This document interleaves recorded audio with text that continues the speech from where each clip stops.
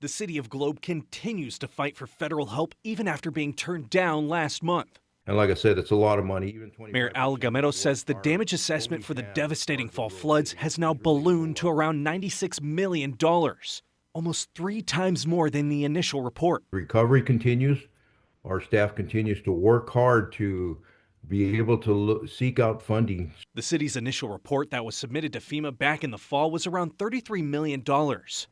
But Gamero says that was only the damage they had assessed up to that point. They were still working on the figures for the full extent of the damage.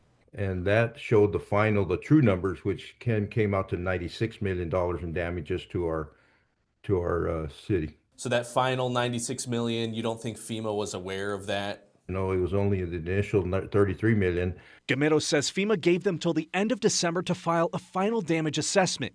But he says the federal agency had already denied their initial claim before the deadline without even receiving the full $96 million report. Governor Katie Hobbs this week expressed her disappointment with FEMA in her State of the State address. Blood, sweat, and tears went into building these livelihoods. How can our federal government turn its back on Arizonans who are simply trying to get back on their feet? State officials were out in the Globe area this week doing their own damage assessments.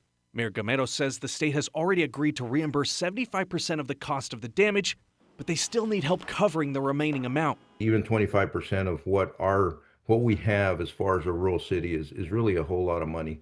It's still possible for FEMA to help. I reached out to the agency and they tell me that the governor's office has 30 days from the initial denial to appeal their decision, and they haven't received it yet. They gave me a statement that reads in part, "The appeal should include additional information justifying the need for supplemental federal assistance. Each disaster is evaluated individually on the impacts that have overwhelmed the capacity and resources of state and local governments."